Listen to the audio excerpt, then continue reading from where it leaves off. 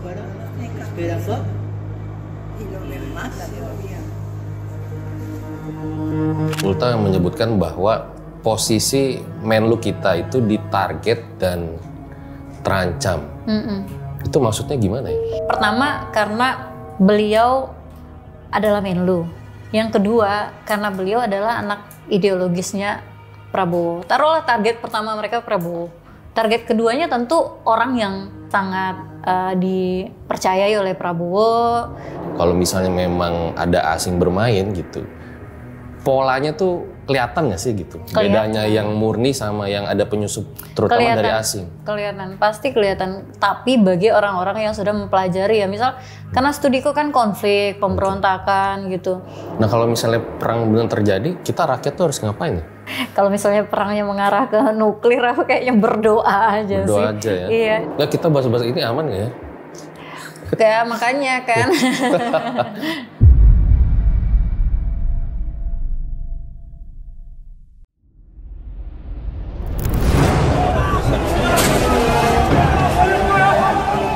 Nepal telah membara, protes dalam skala besar sudah terjadi. Amarah mereka memuncak karena adanya pemblokiran media sosial yang dianggap mengekang kebebasan dalam berekspresi di tengah munculnya isu korupsi. Kericuhan terjadi dan tak bisa terkendali. Demonstrasi besar-besaran gak hanya terjadi di Indonesia. Kemarin di Nepal, aksi demonstrasi dipimpin oleh Gen Z bahkan meluas. Kerusuhan di mana-mana, pembakaran gedung, sampai akhirnya pemimpin dari Nepal pun mengundurkan diri. Aksi demo itu disebut-sebut terinspirasi dari Indonesia. Dan kalau lo lihat di berita guys, demo itu ternyata terjadi juga di beberapa negara. Misalnya kayak Filipina, Inggris, Prancis, Timur Leste.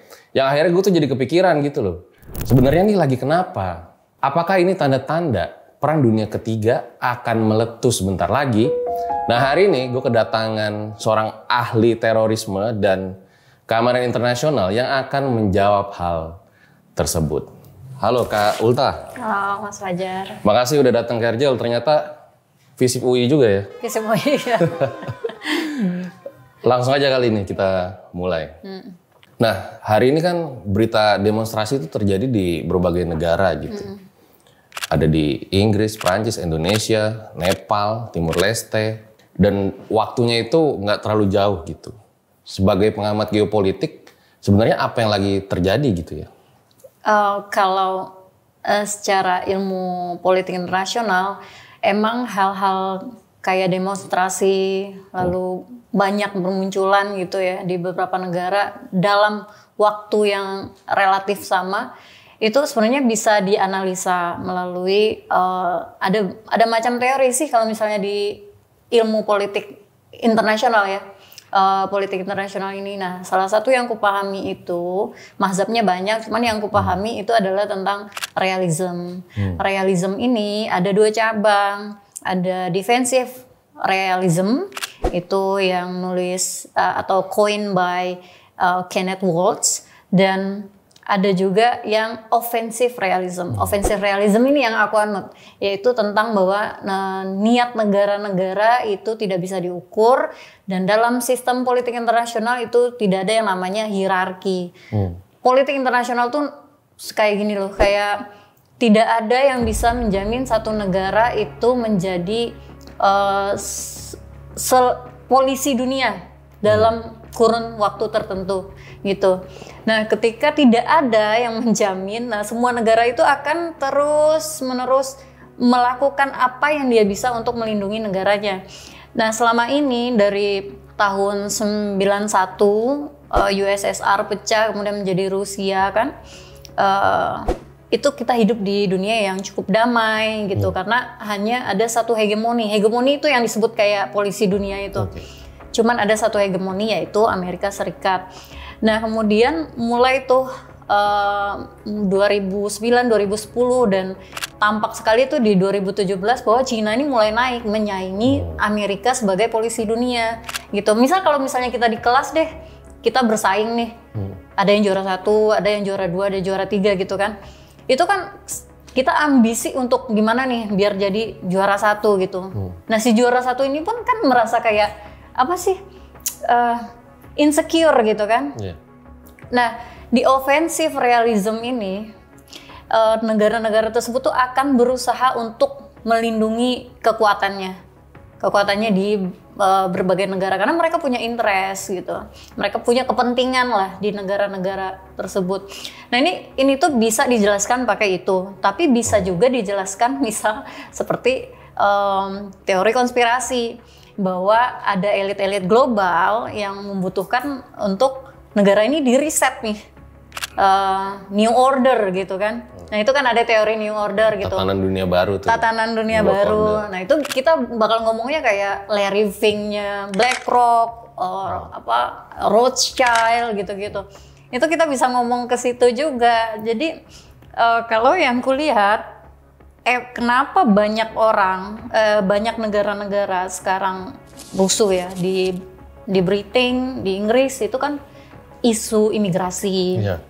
Di Jepang juga isu imigrasi, di Timur Leste isu korupsi. Sebenarnya isu ini itu bisa di-create gitu. Oke. Tapi kenapa ini muncul? Itu mungkin ya krisis global gitu. Jadi Indonesia ini memang nggak sendiri. Tadi kalau misalnya dibilang di Nepal terinspirasi dari Indonesia gitu. Kalau aku ngeliat tuh nggak ada inspirasinya sama sekali. Tapi memang playbooknya sama gitu, playbooknya untuk menjatuhkan sebuah pemerintahan gitu. Ya kita misalnya bicara di Nepal gitu ya, awalnya kan demo itu tuntutan karena korupsi, terus terjadi pemblokiran medsos gitu ya. Sampai akhirnya justru berujung pada pembakaran, terus kerusuhan di mana-mana, terus juga pejabat pemerintahan kan sampai ada yang dipukulin gitu. Ada yang dibakar. Ada dibakar bahkan. Nah terus nggak lama, aku baca di berita, katanya Amerika itu dibalik situasi chaos Nepal. Iya. Ini beritanya nih. Nah kalau menurut Kak Ulta sendiri gimana tuh? Kalau aku nih ya, kayak taruhlah aku nggak ngerti nih segala hal di belakang layar ya. Menurunkan pemerintahan atau mengganti rezim atau revolusi atau apalah yang disebut, pokoknya kita ganti nih pemerintahnya karena pemerintahnya nggak cocok sama kita, kata si elit global atau kata si negara lain itu ya. Kita kan ngomongin dua macam teori tadi kan. Cara yang paling murah caranya pasti diplomasi, berusaha untuk berdiplomasi. Tapi ketika itu udah buntu, cara yang paling murah itu adalah operasi intelijen. Ini yang di Nepal kan dia bilang sekitar 14 triliun udah diberikan perlahan dari tahun 2020 kalau nggak salah, melalui NGO yang disupport oleh USAID. USAID itu per 1 Juli tahun ini itu udah dibubarkan oleh Donald Trump. Makanya deep state-nya Amerika tuh marah sekali dengan Donald Trump karena mereka menikmati uang yang ke USAID ini. Itu adalah cara paling murah, cost efektif untuk menggulingkan pemerintah, dan nggak bisa tuh menunjuk siapa apa dalangnya atau siapa yang harus dihukum tuh susah kalau dalam operasi intelijen.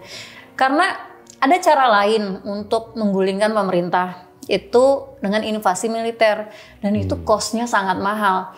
Contohnya invasi militer di Irak itu menghabiskan, nih range-nya banyak, dari 1 triliun sampai 6 triliun berdasarkan beberapa data. Triliun USD ya, berarti 1 triliun USD itu kira-kira 16 kuadriliun. Oke. Jadi kalau dibagi 16 kuadriliun, taruhlah kita ambil invasi di Irak itu cost-nya yang paling kecil 1 triliun. Karena ada data lain bilang 6 triliun. 1 triliun USD itu 16.000 sekian kan, berarti sekitar 16 kuadriliun taruh kasarnya. Itu kalau dibagikan ke seluruh masyarakat Indonesia yang 280 berapa juta itu satu orang masyarakat Indonesia tuh dapat 55 juta per orang. Dan kasus yang lain itu seperti Afghanistan. Afghanistan itu masih paling mahal sampai sekarang, itu kira-kira sekitar 33 kuadriliun. Dan kalau dibagikan kepada masyarakat Indonesia tuh kita per orang bisa dapat 114 jutaan per orang. Jadi itu costly banget untuk melakukan invasi secara militer. Tapi kalau misalnya melakukannya secara operasi intelijen, lebih efektif, lebih murah, dan tidak bisa kayak ditunjuk gitu loh. Ditunjuk lo pelakunya gitu, karena kan gray zone mainnya gitu. Nah, jika berita-berita ini benar gitu, mungkin pertanyaan orang awamnya untuk apa gitu? Khususnya di Nepal.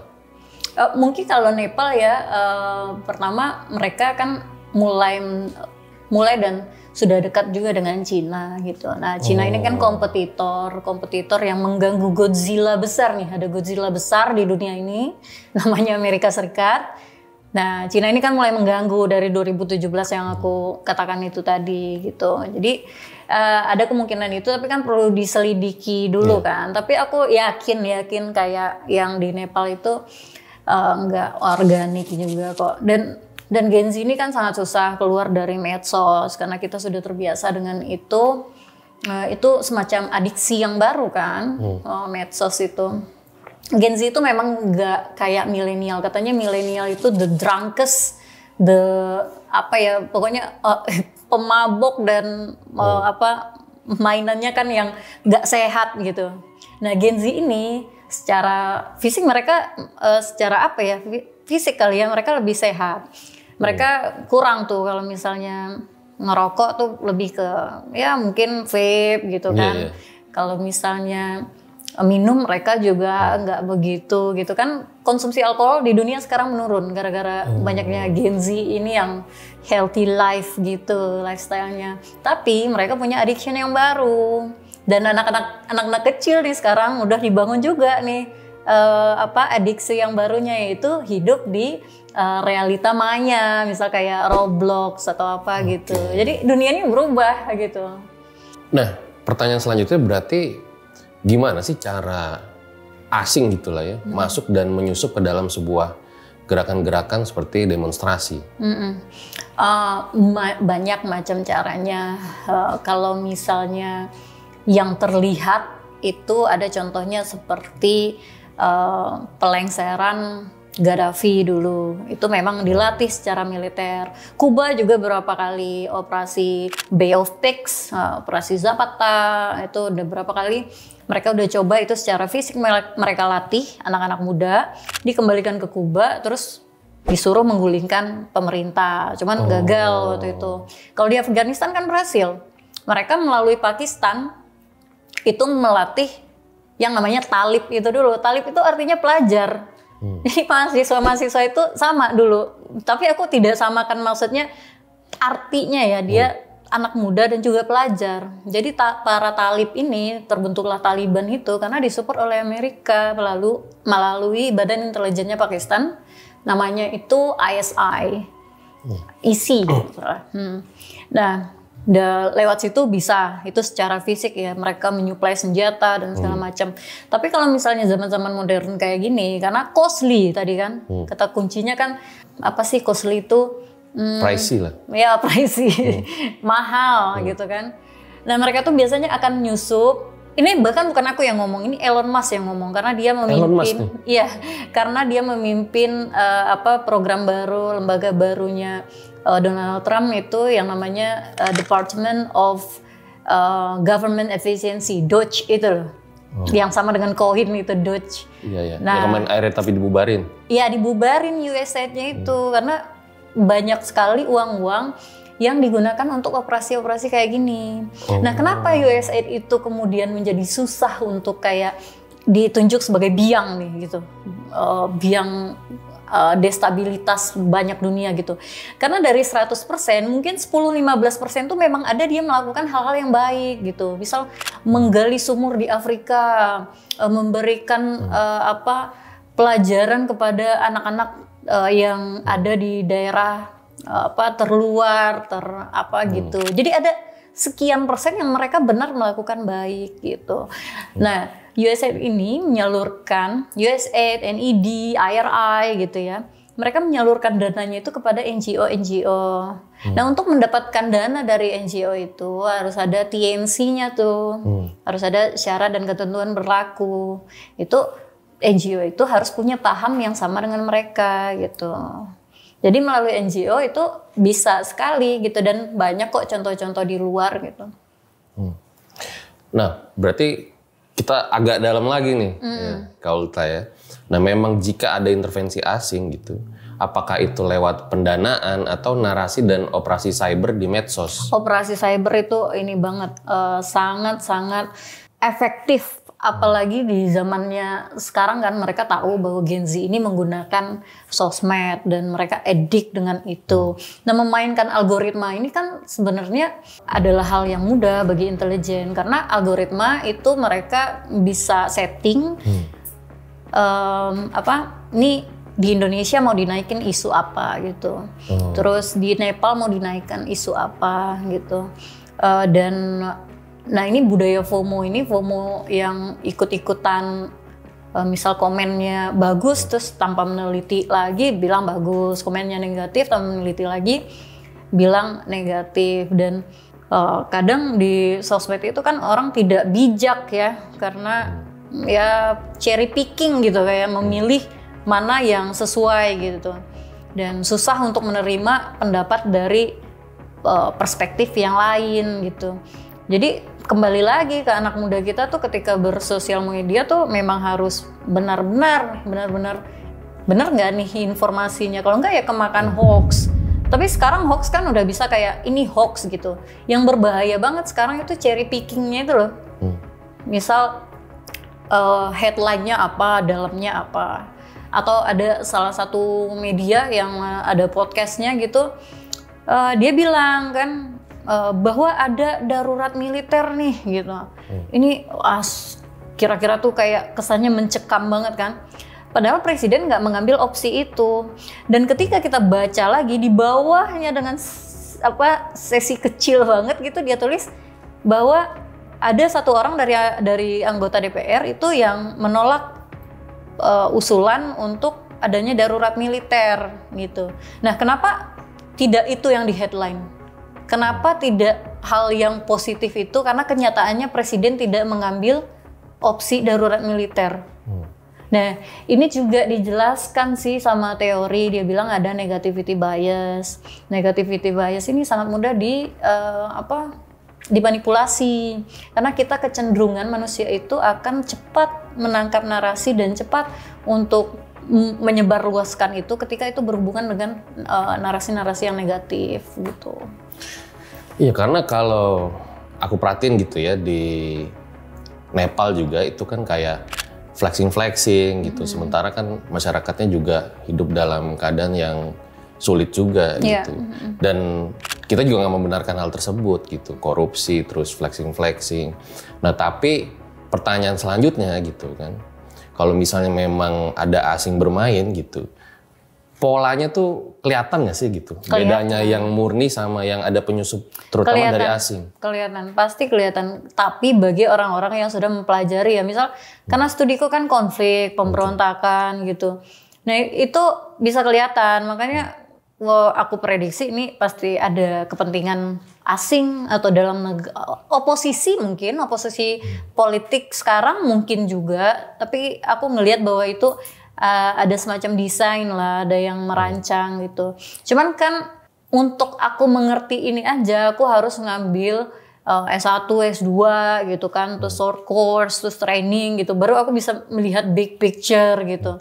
Nah cuman kan mayoritas kita kan tidak bisa atau tidak punya akses untuk itu gitu.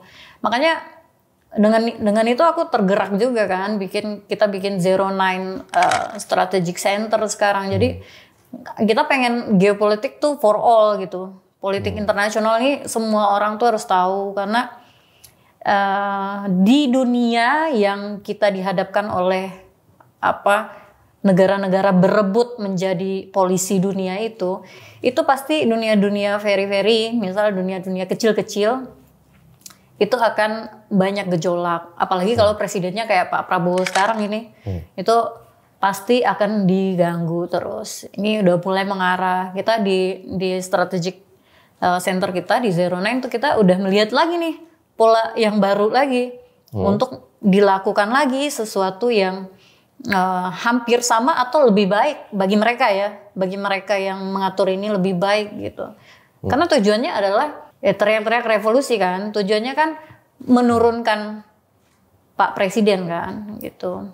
Tapi gini lagi, orang-orang teriak revolusi ini tuh paham nggak sih revolusi itu apa? Kalau Mas Fajar gimana? Paham nggak sejauh apa revolusi itu? Ya revolusi berarti kan mengganti total gitu. Mengganti secara radikal kan.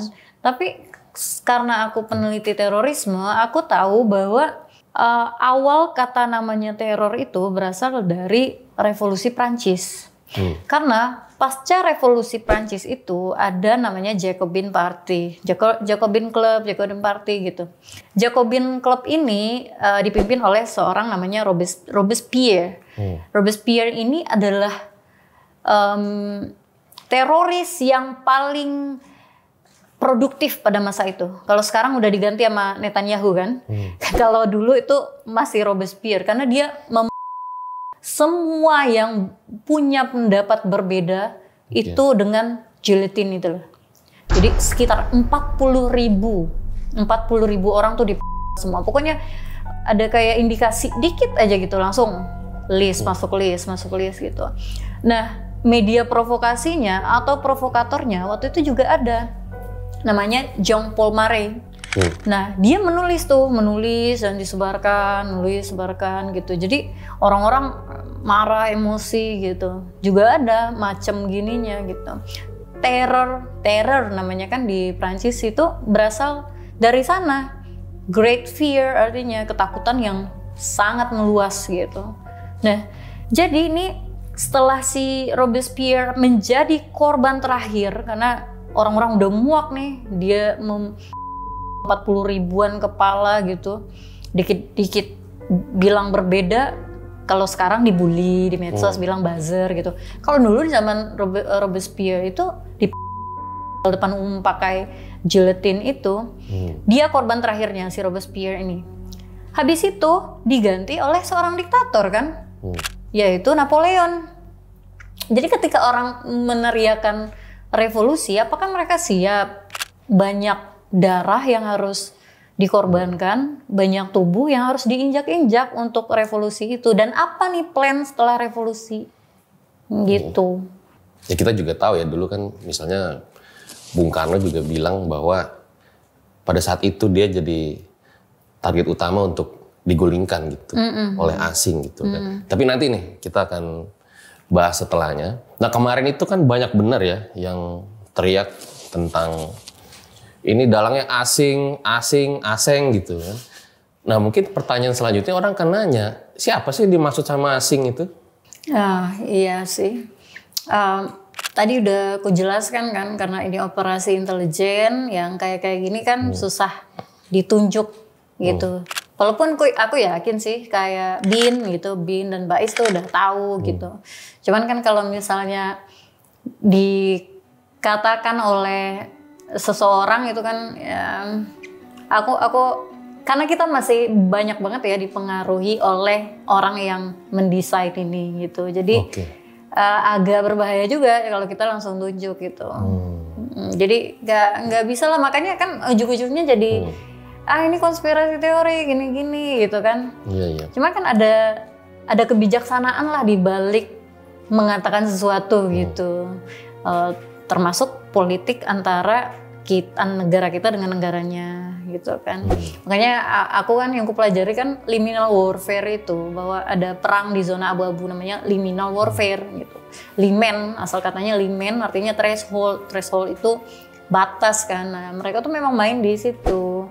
Makanya itu paling efektif dan paling ya prefer lah kalau misalnya intelijen asing tuh lebih prefer untuk bermain di zona abu-abu. Kan banyak juga yang menyebutkan gitu ya, ini non-state actor gitu. Nah pertanyaannya memang sekuat itu kan non-state actor? Kalau di Amerika kuat sekali.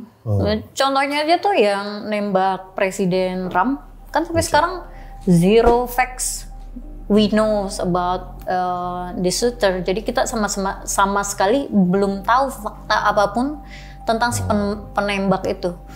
Dan si Charlie Kirk ya, yang kemarin juga ditembak, itu kan bentuk sebuah perlawanan dari deep state gitu.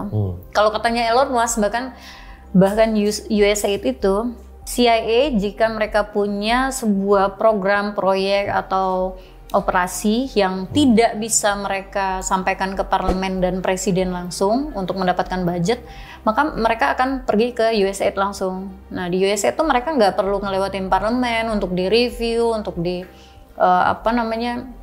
dipertanyakan gitu. Jadi masih banyak orang-orang yang di deep state. Nih negara lain aja kayak gitu loh, yang godfather-nya demokrasi masih kayak gitu. Apalagi negara seperti kita, berapa tahun kita demokrasi? 98, sekarang 27 tahun. Jadi masih banyak banget hal yang kita pelajari, butuh kita review, dan tidak semudah itu juga kayak kita teriak revolusi itu gitu tanpa paham ini mau dibawa kemana gitu. Banyak ibu yang akan kehilangan anaknya, banyak bapak yang akan kehilangan anaknya, banyak orang yang akan kehilangan pekerjaan gitu. Berarti di sana itu juga ternyata berantem juga gitu ya? Berantem. Berbeda kepentingan ya? Apalagi mereka kuat secara konstituen. Jadi artinya ini kan dua partai dominan di Amerika, Demokrat dan Republikan. Mereka ini sama-sama kuat, di grassroots-nya itu mereka kuat, dan di state-nya mereka juga kuat. Apalagi Demokrat tuh punya deep state yang benar-benar kuat. Sampai awal-awal pemerintahannya Trump itu banyak anggota FBI itu yang mengundurkan diri gitu. Karena Trump kan anti woke, WOKE itu loh, yang anti, kalau di mereka sih nyebutnya far left gitu loh, orang-orang yang pro dengan LGBTQ, transgender yang kayak gitu. Dia aja nyebutnya woke virus gitu, sebuah virus itu. Sedangkan itu adalah agenda global dari Demokrat, dan agenda globalnya USA juga waktu itu. Jadi USA dan Demokrat ini mereka saling patron klien lah gitu. Nah ini kan gambaran-gambaran kayak gini kan harusnya dan harus banget sih di pemerintahnya Pak Prabowo ini masyarakat tuh tahu. Dan nggak semua orang tahu itu ya? Iya, kalau kayak gini kan kita masih kayak wah gitu kan. Padahal di sana tuh kayak di Amerika tuh udah biasa gitu. Iya. Jadi tapi kita naik kelas lah gitu.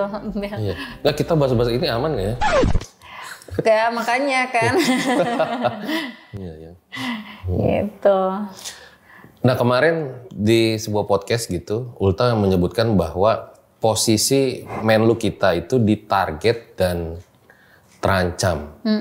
Itu maksudnya gimana ya? Karena ngelihatnya bukan, pertama karena beliau adalah Menlu. Yang kedua karena beliau adalah anak ideologisnya Prabowo. Taruhlah target pertama mereka Prabowo.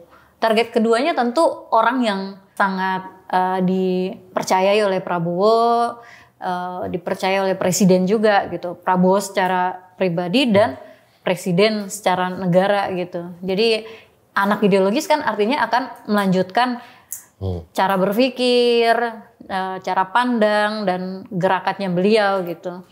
Makanya ketika aku menyebutkan itu, sebenarnya kita di 09 itu udah ada kayak indikasi-indikasi gitu nemukannya. Cuman kan data-data kayak gini nggak mungkin kita sodorkan ke publik gitu loh.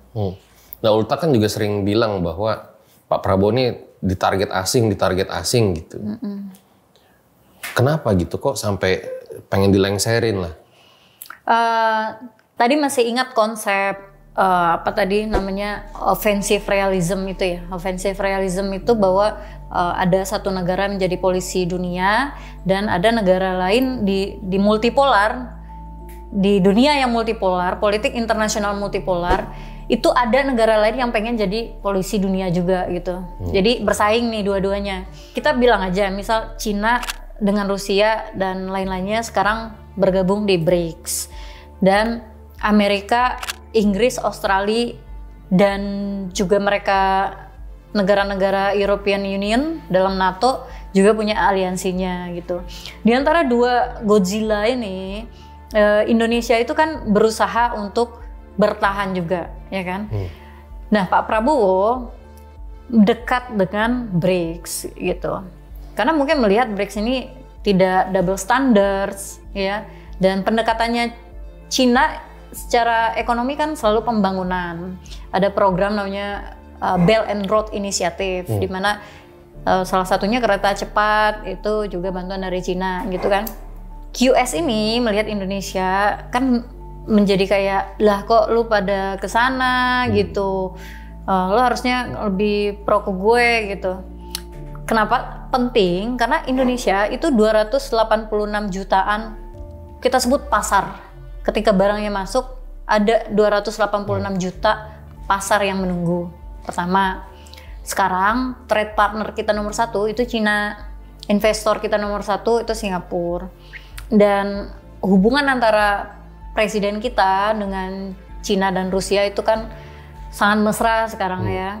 Sedangkan di United States itu proteksionisme. Jadi dia menerapkan kebijakan-kebijakan ekonomi yang kesannya membuli negara-negara lain. Dengan kita dipaksa untuk zero tarif, barang-barang Amerika yang masuk ke Indonesia jangan ditarifin. Terus kamu harus beli oil dari kita, terus kamu harus beli pesawat dari kita gitu. Itu kan bentuk pembulian. Nggak boleh hilirisasi gitu. Iya, banyak kan, banyak cara mereka untuk menekan kita. Dan juga secara strategis Indonesia itu berada di antara negara-negara ini gitu, Cina di atas, Australia di bawah. AUKUS tadi kan, Australia, UK, US. Nah, dalam perjanjian AUKUS itu salah satunya adalah mensupport, mendanai pembangunan submarin. Jadi kapal selam Australia bertenaga nuklir. In case terjadi perang di Laut Cina Selatan, itu Australia membutuhkan support Indonesia. Dan cara untuk Rusia bisa melawan dominasi Amerika di ketika perang pecah itu adalah dengan adanya tempat pesawat tempur mereka refueling. Refueling itu isi bensin. Jadi pesawat tempur itu kan nggak satu gitu kan, mereka butuh ini turun isi bensin, turun isi bensin. Nah, salah satunya paling strategis juga di Indonesia gitu. Jadi kita tuh sebenarnya seksi banget bagi dua negara ini. Makanya ketika kita dekat ke satu, yang ini iri gitu loh. Tapi apa aja sih keuntungan kita gabung ke BRICS gitu, sama kelemahannya apa aja gitu? Kelemahannya itu yang tadi, pertama pasti kita akan sering diganggu. Kelebihannya pastinya banyak program-program ekonomi, apalagi BRICS itu kan sekarang mau membuka bank. Bank yang akan menyaingi IMF, atau International Monetary Funds itu. Dulu kita pernah minjem di IMF kan, tapi kan sistem IMF ini agak bully juga, karena kan misal kita minjem nih, oh tapi kamu harus privatisasi ini ya, kamu harus liberalisasi ya, kamu harus ini gini-gini gitu. Jadi banyak persyaratan yang mereka terapkan tidak menguntungkan negara kita gitu. Nah sekarang BRICS itu dia mulai membangun bank di mana negara-negara anggotanya itu bisa menggunakan funds atau dana dari bank itu untuk membuka pembangunan atau development di negara sendiri gitu. Jadi itu salah satu keuntungannya.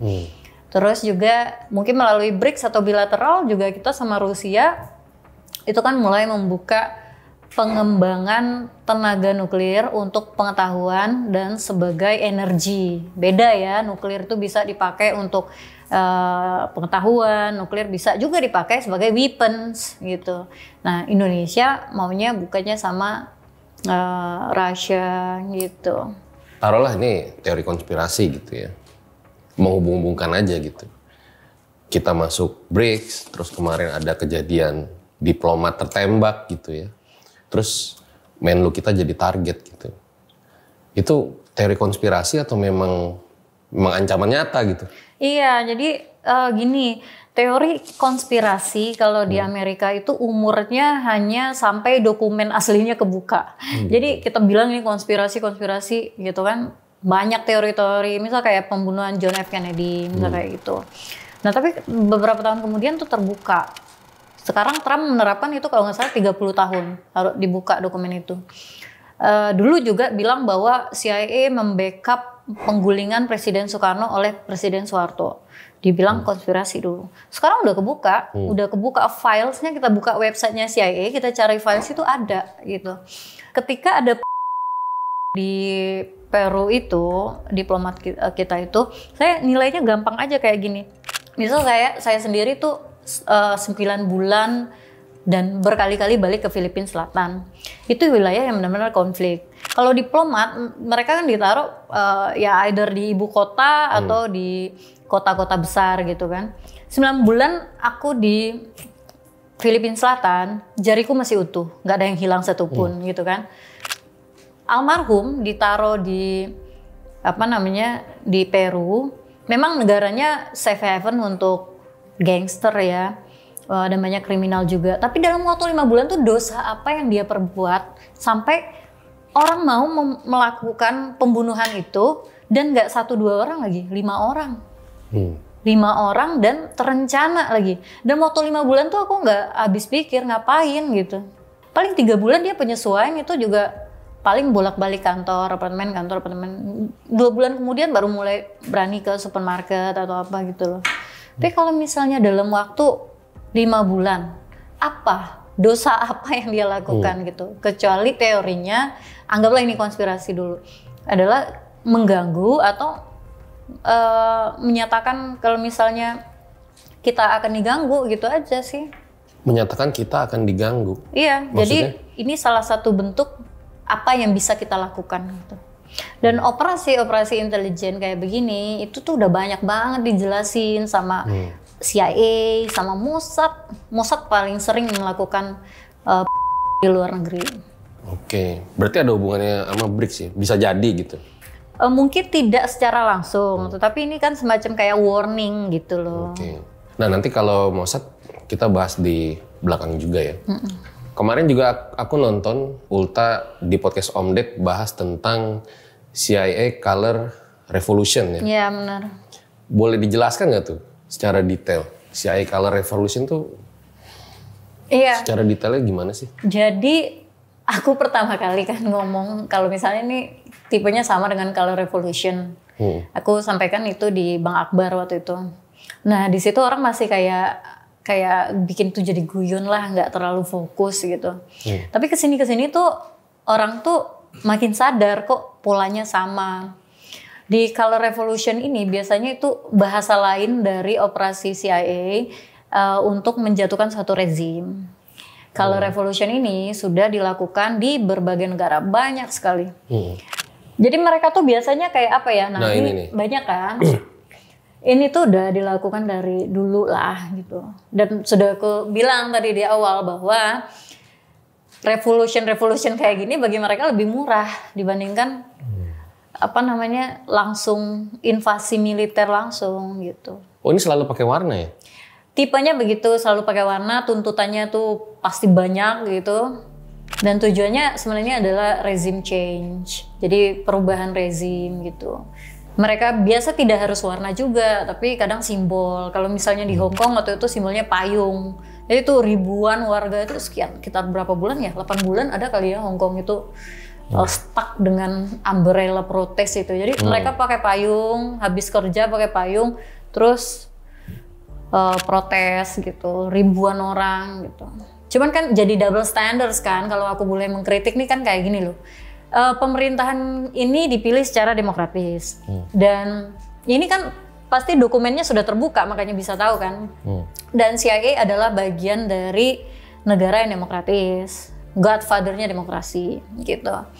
Nah, di Color Revolution ini biasanya itu pengganti presiden yang berkuasa itu tidak harus orang yang demokratis.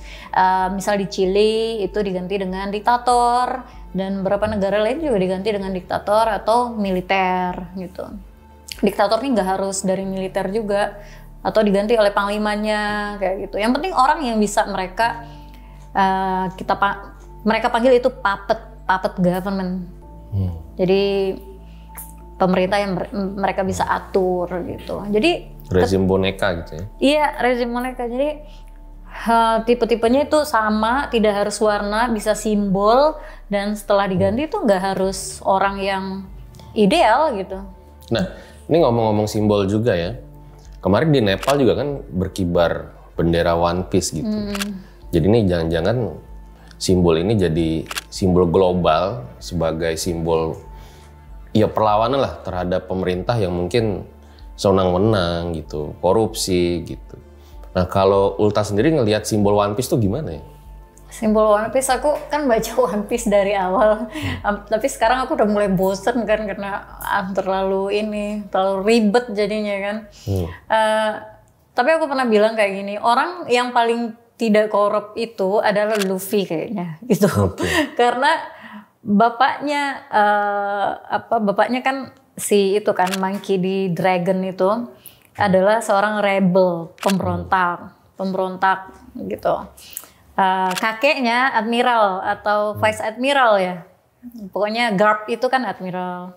Luffy-nya malah jadi bajak laut gitu. Nah, ngomong bahwa tidak ada dinasti dalam kartun One Piece ini, anime One Piece gitu. Aku masih belum mengerti apa yang dimaksud dengan digunakannya Straw Hat itu dalam ini. Cuman masih kulihat bahwa One Piece ini adalah satu-satunya dari 95 dia kan, dari 95 sampai sekarang masih eksis dan masih menjadi yang terpopuler. Kalau nggak salah tuh yang bikin animenya tuh salah satu orang terkaya di Jepang juga. Jadi mungkin ini kan menangkap aspirasi, menangkap popularitasnya yang ada di kalangan Gen Z juga gitu. Mungkin habis berapa tahun kemudian benderanya Roblox atau apa gitu. Intinya tuh kita bisa disatukan dengan itu aja sih. Simbolnya mau apa, kita bisa disatukan dengan itu. Dan pemerintah harusnya itu melawannya dengan ideologinya dia juga. Nasionalisme, sama kayak Amerika waktu Perang Dingin melawan ideologi komunisme itu dengan demokrasi, dengan liberalisme gitu. Nah, di kita tuh kurang, masih kontranya itu masih kurang gitu loh. Iya ya, karena One Piece ya. Jujur karena kalau gue tuh sukanya Naruto gitu. Naruto udah tamat kan. Udah tamat, Borutonya sekarang nggak bagus. Jadi kayak ini pada ngomongin apa sih gitu. Gitu. Kita balik ke demo yang di Indonesia gitu ya. Berarti kalau dari pendapat Ulta, demo di Indonesia kemarin itu juga ada peran asing? Udah aku jawab berkali-kali ada. Ada. Justru apalagi ketika membesarkan itu di sosial media ya, itu pasti ada. Cuman kita di Zero Nine Strategic Center yang punya aku itu, kita kan berusaha untuk mengedukasi masyarakat ya dengan hal-hal yang kayak gini yang banyak orang tuh masih kayak wah gitu kan. Kita pengen itu membumi aja lah, ilmu-ilmu kayak gini nggak usah eksklusif gitu. Nah, di situ analisa kita kan kita mainnya big data gitu. Di situ kita bisa dapat juga bahwa ada pemain nasional juga, maksudnya orang lokal ya, gitu juga ada mainkan. Gitu. Cuman kalau menurut aku gitu ya, kalau misalnya di dalam kuat itu berarti kan harusnya mental gitu kan. Nah berarti di dalam ini ada retak-retak juga dong ya, dalam pemerintah. Aku setuju sih, di dalam tuh masih retak, masih ada bolong-bolong lah. Kalau banyak istilahnya kan kalau di Amerika tuh banyak whistleblowers gitu loh. Kayak nah di kita tuh kurangnya kan hukum terhadap whistleblowers ini kan belum kokoh lah. Kalau di Amerika whistleblower atau espionage hukuman mati. Sekarang 20 tahun di Amerika. Kalau whistleblower tuh kayak Snowden itu pasti dikejar kemana-mana tuh dikejar. Sekarang dia berlindung di mana tuh di Rusia kan.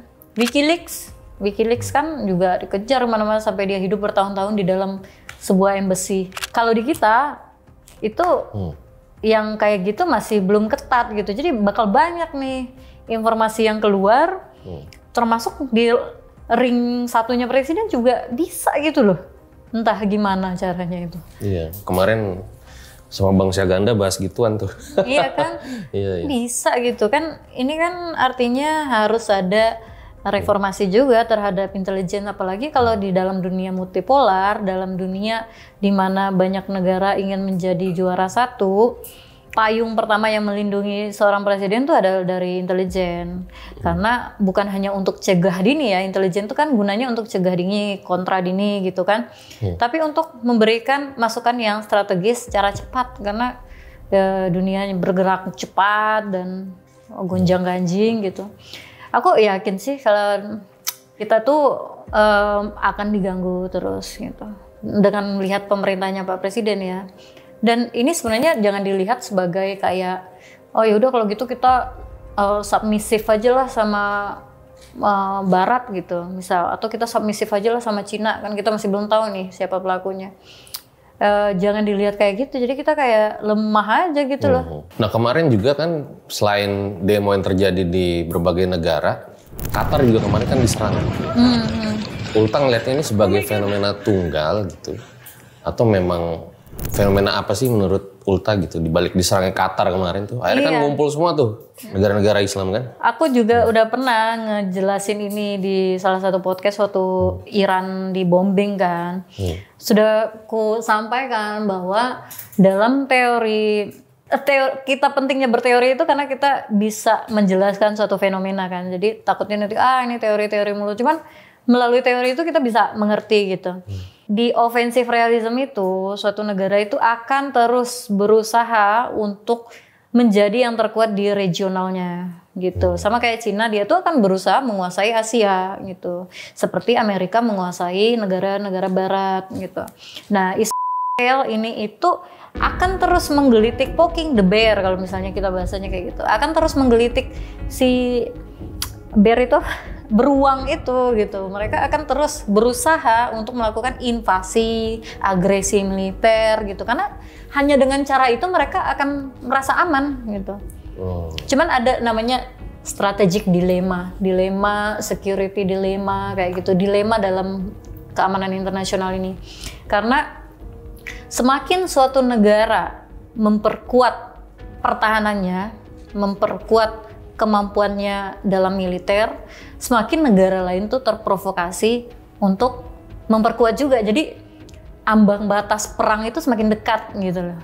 Dan kemungkinan perang nuklir kan sekarang udah terbuka banget. Mungkin bukan antara Amerika atau Rusia, tapi kan yang sumbu pendek nih sekarang juga ada tuh kayak India dan Pakistan. Ya kan? Dua-duanya juga lagi panas banget gitu. Tapi agak lebih memungkinkan part pertamanya itu pecah di Laut Cina Selatan kan menurut aku. Dekat sama kita kan. Nah ini kan harus pikirkan nih, nanti Laut Cina Selatan pecah, Taiwan namanya dipanggil Xi Jinping itu sebut reunifikasi. Jadi Presiden Xi Jinping itu punya program reunifikasi di mana Taiwan itu kembali ke pelukan Cina gitu. Tapi itu tidak mungkin tanpa agresi militer.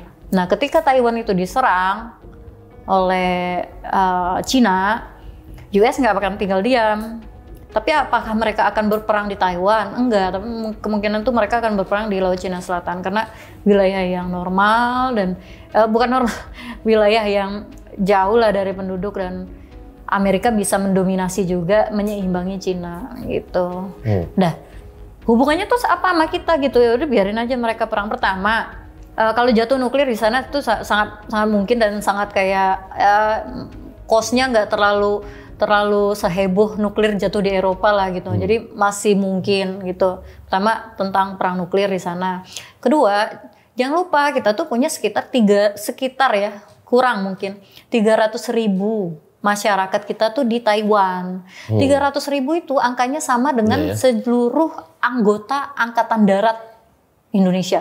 Jadi bayangin nih, seluruh anggota TNI Angkatan Darat di Indonesia kita kumpulkan, itu sama jumlahnya dengan warga negara kita di Taiwan. Bagaimana mau mobilisasi mereka ke Indonesia kalau perang itu pecah? Kita kan pikirannya kayak udah kita aja gitu, kayak gimana gitu kan? Nggak mungkin pakai pesawat terbang kan? Berapa kali refueling dan di mana pos refuelingnya gitu? Dan berapa orang bisa ditampung dalam Hercules gitu? Ya pasti pakai kapal, dan mana tuh jalurnya bagaimana gitu kan? Banyak sekali, dan mudah-mudahan tidak pecah gitu. Ya karena banyak yang kerja dan kuliah di sana juga ya. Nah setelah banyak aksi demonstrasi, konflik di berbagai negara gitu, pertanyaan selanjutnya adalah apakah Perang Dunia Ketiga akan meletus sebentar lagi? Ya itu, yang tadi Laut Cina Selatan itu akan menandakan Perang Dunia Ketiga dimulai. Berarti bukan di Arab ya? Kalau kita berkaca di Perang Dunia 1 dan 2 itu kan beberapa negara. Jadi bukan demonstrasi, ada juga yang menjelaskan ini konsep contagion gitu. Bukan demonstrasi aja yang punya efek domino, tapi perang juga. Nah, sekarang kita lihat dulu, Amerika itu lagi pusing di mana aja. Di Israel dia pusing. Ya kan? Di Ukraina dia pusing. Di mana lagi dia pusing gitu. Amerika tuh untuk saat ini itu masih tidak mau untuk melakukan agresi militer melawan Cina itu. Jadi tapi dia punya allies kan, ini allies-alliesnya. Memang Cina nggak punya untuk ya 20 tahun terakhir kan Cina nggak punya pengalaman perang ya. Dulu pernah sama Jepang tapi itu 90-an kan. Tapi Amerika itu lebih punya pengalaman perang. Cuman kemarin kita lihat paradenya Cina kan, Amerika langsung ganti itu kementeriannya. Artinya kan dia tahu nih gitu. Kalau misalnya pecah perang dunia ketiga, dunia kan artinya, aku ngelihatnya ketika dua negara besar itu involve secara langsung. Jadi kalau Cina dan Amerika involve secara langsung, itu dia akan kemungkinan besar akan perang dunia ketiga. Sekarang kan kalau misalnya Rusia invasi Ukraina, Amerika kan hanya membantu secara senjata. Sekarang uang yang digelontorkan oleh Amerika sekitar 187 billion USD, itu lumayan banyak. Tapi belum bisa mengalahkan yang Afghanistan. Tapi kan Amerika tidak langsung ini kan head to head dengan Rusia gitu. Nah misalnya perang dunia ketiga meletus ya mudah-mudahan sih jangan ya. Tapi misalnya terjadi gitu. Nah apa yang harus dilakukan Indonesia? Kalau kejadiannya itu aku rasa sekarang pasti kayak Kemlu, TNI ya itu lagi wargaming. Wargaming ini adalah istilah di militer bagaimana ketika mereka merespon suatu perang terjadi gitu, skema perang terjadi. Mereka akan wargaming, ini pesawat kita kemana, ini kita kemana gitu. Sepertinya Pak Prabowo, presiden kita tuh sudah membaca ada yang kemungkinan kayak gini akan menjadi besar nantinya. Makanya kita sudah mulai membeli alutsista baru kan. Kita mulai revitalisasi alutsista kita dan kita membeli pesawat Rafale dari Prancis. Oh yang kemarin ya? Iya, karena kita membutuhkan itu nanti gitu. Indonesia akan membutuhkan itu dan jangan sampai nih kalau karena fenomena baru yang kulihat ini ada upaya untuk melemahkan TNI. Oke. Membenturkan TNI dengan rakyat. Saudaranya sendiri Polri dan membenturkan TNI juga dengan rakyat gitu. Nah kalau aku sudah mengetahui skema-skema dan banyak buku yang kubaca tentang operasi ini kan tersistematis jadinya gitu. Jadi kita nggak siap untuk defending our country kalau misalnya terjadi sesuatu gitu. Sementara berita-berita tentang kapal perang kemarin ya Inggris mendekat ke Laut Cina Selatan, itu sudah terjadi gitu loh. Tapi kita masih dibutakan dengan perang sesama kita gitu. Dan sangat disayangkan juga. Ini propaganda itu kenapa terus dilakukan gitu loh. Propaganda melemahkan ini, membenturkan itu gitu. Ya. Nah kalau misalnya perang benar terjadi, kita rakyat tuh harus ngapain? Kalau misalnya perangnya mengarah ke nuklir, aku kayaknya berdoa aja ya? Iya, itu kita bakal nonton kayak Mad Max itu loh. Iya ya. Yang jomblo segera nikah gitu ya. Iya, kita bakal kayak gitu. Aku kayak, aduh jangan sampai lah. Kita kan jangan sampai ya. Jangan. Soalnya saya kemarin ngobrol sama guru gembul gitu. Katanya Israel itu, kita lagi ngobrol nih, dia bisa ngeledakin lampu, itu benar emang? Tidak tahu yang ini ya, tapi ada operasi dia, itu sangat operasi, aku pun ngomong kan, tanya-tanya gitu ke orang-orang ex-CIA itu kan banyak, ex-Mossad itu banyak. Itu menjadi intelijen itu dua aja, kreatif dan serbaguna gitu. Jadi menjadi intelijen di itu mereka benar-benar taking this job seriously. Mereka benar-benar menjadi kayak apa ya? Apa sih taking this job seriously, benar-benar kayak mendalami itunya mereka, perannya mereka, karena pilihannya antara mendalami atau mati. Karena mereka sangat bergantung dengan intelijen kan. Nah, Mossad ini adalah agensi intelijen itu yang paling produktif, paling kreatif, paling keren lah, kita akuin itu. Kita harus akuin itu. Sebenci-bencinya aku kayak tapi banyak hal yang bisa aku pelajari dari Mossad. Israel kali ya, jangan Israel ya. Soalnya bahaya. Iya, jadi dari sebenci-bencinya aku dengan Israel ini, tapi Mossad itu memang so sophisticated, sangat canggih, sangat kreatif, sangat apa gitu. Jadi mungkin yang dimaksud guru gembul itu adalah waktu itu dia menyerang Hezbollah. Hezbollah ini tidak tahu bahwa HT yang dia pakai itu adalah disuplai oleh Mossad, shell company. Jadi ada company nyampe ke tangannya para ini Hezbollah itu. Diledakkan lah itu. Nah, itu yang dimaksud gitu. Tapi antara CIA dengan Mossad ini juga berantem kan? Berantem tapi saling mengagumi gitu.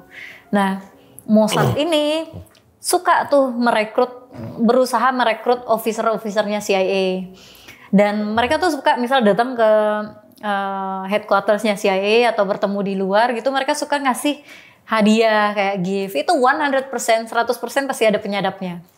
Jadi walaupun kecil banget gitu ya, mereka ada teknologi untuk itu.